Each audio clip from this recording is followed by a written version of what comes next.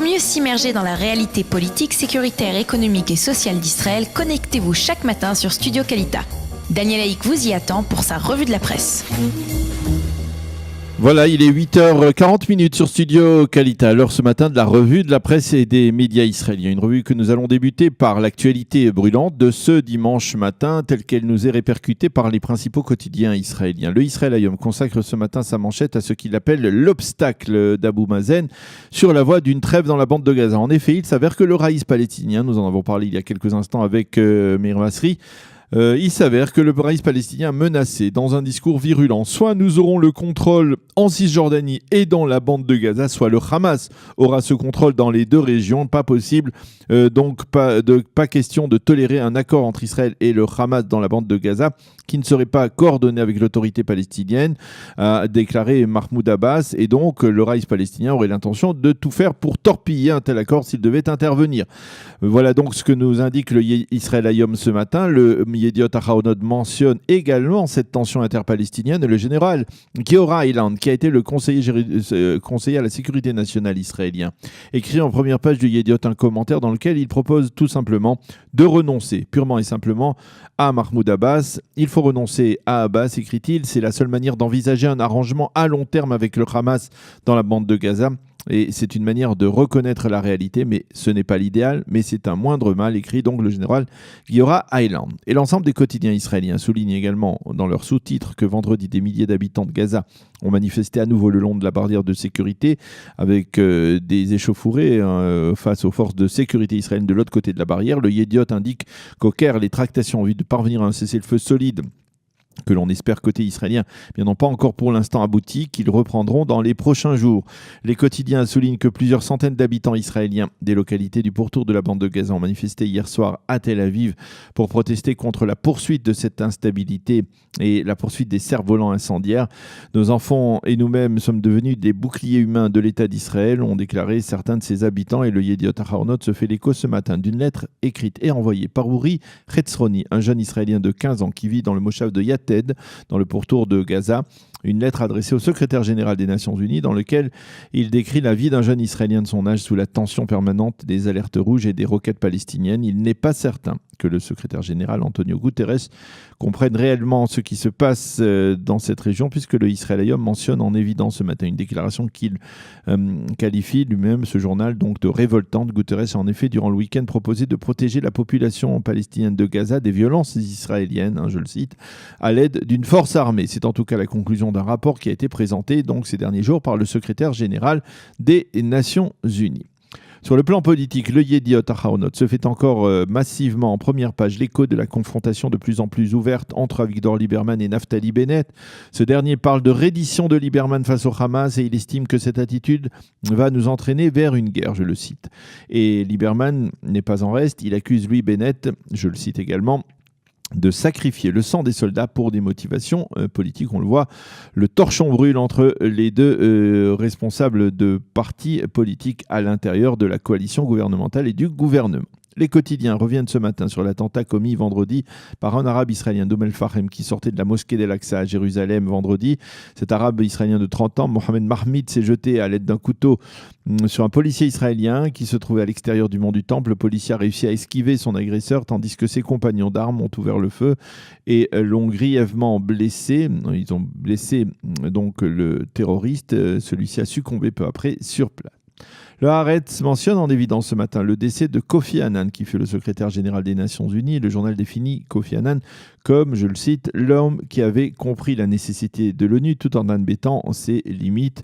Kofi Annan, qui est mort à l'âge de 80 ans durant le week-end, a été le premier secrétaire général issu des rangs même de la diplomatie au sein du Palais de Verre à New York. Et puis enfin, les quotidiens israéliens et les suppléments sportifs saluent la splendide médaille d'or de Linoy Ashram, une jeune athlète israélienne dans les épreuves combinées de gymnastique. Elle a remporté l'épreuve de la Coupe du Monde en Bélarus et se positionne comme l'une des Israéliennes qui aurait le plus de chances d'obtenir une médaille dans 2 ans au prochain Jeux olympiques.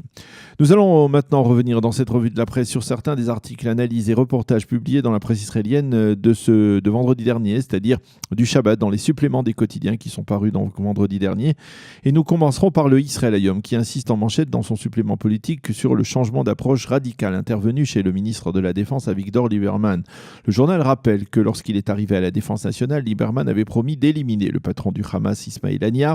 Et cette semaine, c'est lui qui s'est retrouvé sous le feu des critiques lorsqu'il a accepté des allègements comme l'ouverture du poste de passage de Kerem Shalom.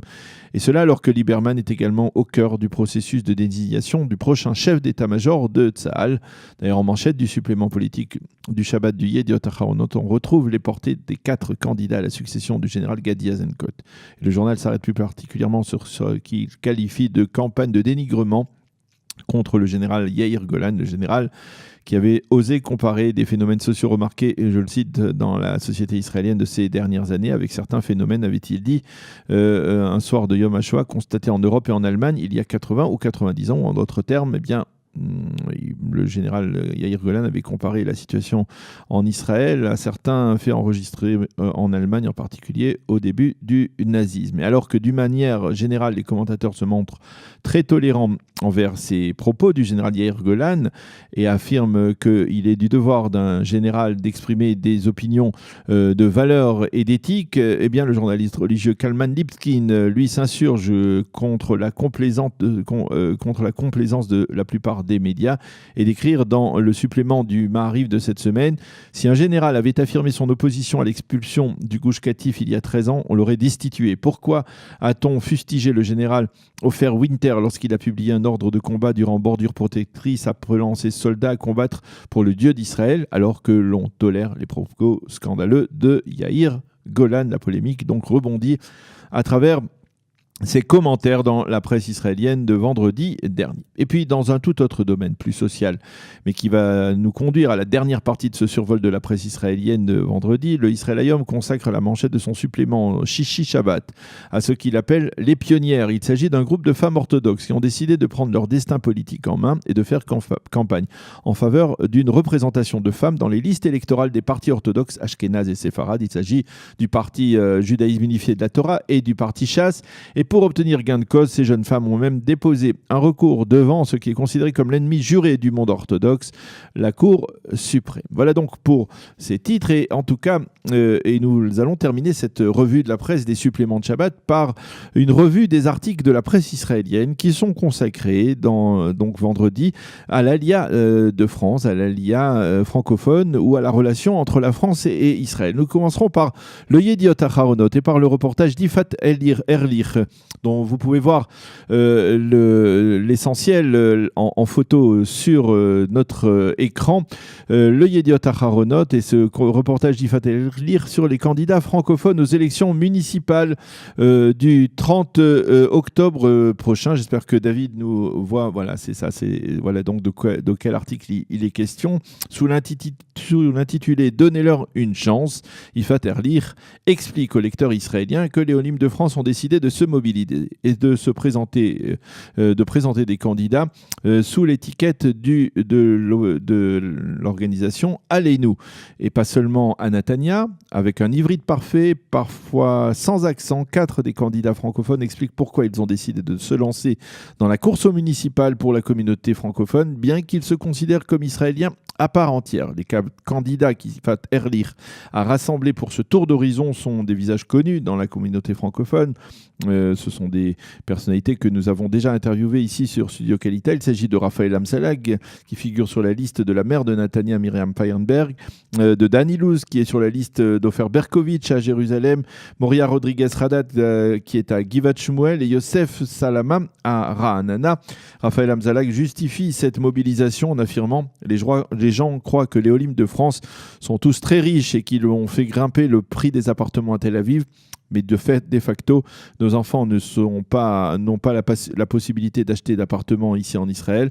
Alors nous voulons faire entendre notre voix et prendre place à la table des décisionnaires », écrit donc affirme donc Raphaël Hamzalag dans cet entretien, ou en tout cas dans cet article d'Ifat Erlich dans le supplément du Yediot Aharonot. Le supplément politique du Makor Rishon, lui, se focalise sur les Olim de France qui ont décidé de venir s'installer précisément dans le sud du pays à un moment où la tension sécuritaire était à son comble. C'est le cas des familles Benatar et Selam qui sont venues de Marseille et se sont installées cet été à Netivot, ou encore de la famille Parcher qui est montée de Mérieux-le-Pape à Netivot.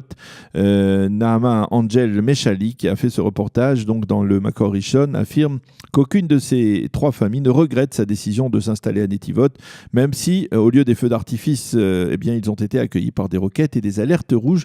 Maintenant, affirme-t-il en chœur, nous sommes des Israéliens à part entière. Et le troisième article que l'on pourrait lier à la communauté francophone, c'est celui que nous avons trouvé à la fin du supplément du Shabbat du Israël Hayom. Adi Rubinstein a interrogé l'écrivaine, l'auteur Anne-Marie Mitterrand, qui ne cache pas son amour inconditionnel pour Israël et pour le peuple juif. Il est aisé de voir ce qu'il y a chez les juifs de particulier, une passion spéciale dont on ne peut pas faire abstraction. Et c'est ce qui m'a séduit en Israël, affirme-t-elle. Dit Rubinstein. Anne-Marie Mitterrand, qui est de la famille de l'ancien président français, explique qu'elle tente en France de faire comprendre la réalité israélienne. Je dis à ceux qui critiquent Israël, venez sur place, Tel Aviv est bien plus sûr que Paris, et ils me regardent de travers lorsque je parle ainsi. Anne-Marie Mitterrand ne cache pas son pessimisme quant à l'avenir de la communauté juive en France. Nous allons aller vers de plus en plus d'antisémitisme, et je comprends parfaitement qu'Israël puisse être considéré par certains juifs comme la patrie des juifs de France. Pour mieux s'immerger dans la réalité politique, sécuritaire, économique et sociale d'Israël, connectez-vous chaque matin sur Studio Kalita. Daniel Haïk vous y attend pour sa revue de la presse.